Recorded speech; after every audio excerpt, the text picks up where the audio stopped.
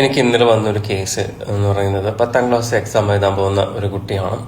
കുട്ടിയുടെ കൊണ്ടുവന്നിട്ട് എങ്ങനെയെങ്കിലും ഇവനെ ഒരു 10ാം ക്ലാസ് പാസ്സാക്കി എടുക്കണം, എന്തെങ്കിലും ചെയ്യണം എന്നുള്ള രീതിയിലാണ് വന്നിരിക്കുന്നത്. ലാസ്റ്റ് മൊമെന്റ് അല്ലെ, ഈ ലാസ്റ്റ് മൊമെന്റിൽ നമ്മളെ കൊണ്ട് എന്ത് ചെയ്യാൻ പറ്റും? ഈ ഒരു പ്രത്യേക മാജിക് എന്തെങ്കിലും ഉണ്ടോ? ഒരു മാജിക്കും ഇല്ല. അതിന് അതിൻ്റെതായ ഒരു പ്രോസസ്സും കാര്യങ്ങളൊക്കെ ഉണ്ട്. അതിൻ്റെ ഒരു വേയിൽ തന്നെ അത് കൊണ്ടുപോയാൽ മാത്രമേ നമുക്ക് ഒരു അക്കാദമിക്കൽ പെർഫോമൻസിൽ ബെറ്റർ വേയിലേക്ക് കുട്ടികളെ എത്തിക്കാൻ വേണ്ടി സാധിക്കുകയുള്ളൂ. വളരെ കുറച്ച് ടൈം പീരീഡാണ് നമുക്കുള്ളത്. അവിടെ ആ കുട്ടിയുടെ ബേസിക് ആയിട്ടുള്ള കാര്യങ്ങളെ നമ്മൾ സെറ്റ് ചെയ്ത് കൊടുക്കണോ, സിലബസിനെ കവർ ചെയ്ത് കൊണ്ടുപോകാനുള്ള ഐഡിയാസ് കൊടുക്കണോ? ഒരു സിലബസ് കവർ ചെയ്ത് പോകുന്ന ഐഡിയാസ് കൊടുക്കണമെങ്കിൽ കുട്ടിയുടെ ബേസിക് ആയിട്ടുള്ള കുറച്ച് കാര്യങ്ങളൊക്കെ റെഡി ആവണ്ടേ? അതൊന്നുമില്ല. അതൊക്കെ നമുക്ക് അതിൻ്റെതായ ഒരു സ്ട്രാറ്റജി ഉപയോഗിച്ചുകൊണ്ട് പോകേണ്ട ടൈം പീരീഡ് ഇല്ല. കാരണം എനിക്ക് തോന്നുന്നു ഫെബ് എന്ന് പറയുമ്പോൾ മാർച്ചിലൊക്കെയുള്ള SLC എക്സാം വരുന്നത്.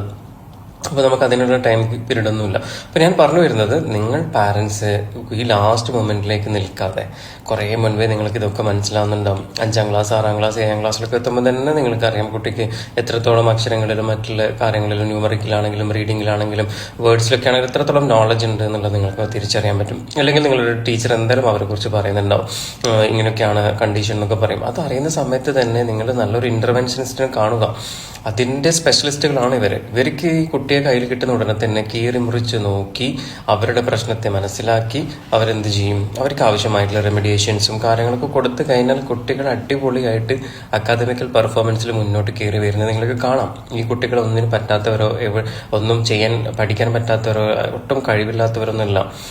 മനസ്സിലായോ? അപ്പൊ അതുകൊണ്ട് ഞാൻ പറയുന്നത്, ഇനിയെങ്കിലും നിങ്ങൾ എന്ത് ചെയ്യാം, കുട്ടിയുടെ പ്രോബ്ലംസ് മനസ്സിലാക്കുന്ന ഉടനെ തന്നെ അതിനാവശ്യമായിട്ടുള്ള സ്പെഷ്യലിസ്റ്റുകളെ സഹായം തേടാൻ മടിക്കരുത്, ശ്രമിക്കുക നിങ്ങൾ എന്തായാലും.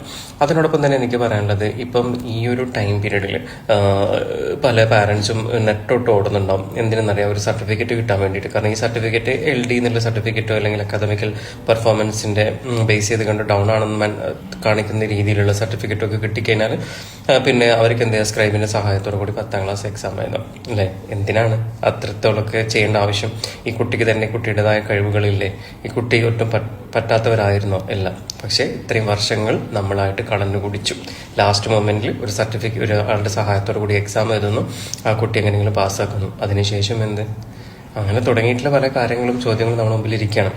അപ്പൊ ഞാൻ പറയുന്നത്, ഓരോ കുട്ടികൾക്കും ഉണ്ടാകുന്ന പ്രശ്നങ്ങൾ വ്യത്യസ്തമാണ്. അപ്പൊ അതൊക്കെ മനസ്സിലാക്കി അതിനാവശ്യമായിട്ടുള്ള കാര്യങ്ങൾ ചെയ്യാൻ പറ്റും. അതിനുള്ള സോഴ്സസ് ഉണ്ട്, അതിന്റെ മാറ്റങ്ങൾ ഉള്ളവരുണ്ട്. കാരണം നമ്മൾ വിത്ത് എവിഡൻസ് ആണ് പറയുന്നത്.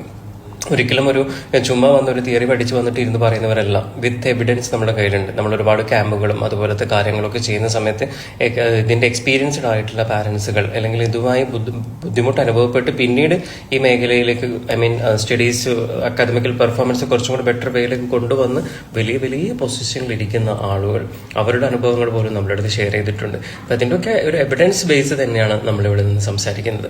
അപ്പൊ ആരും നമ്മുടെ കുട്ടികളുടെ ഭാവി കളയരുത്.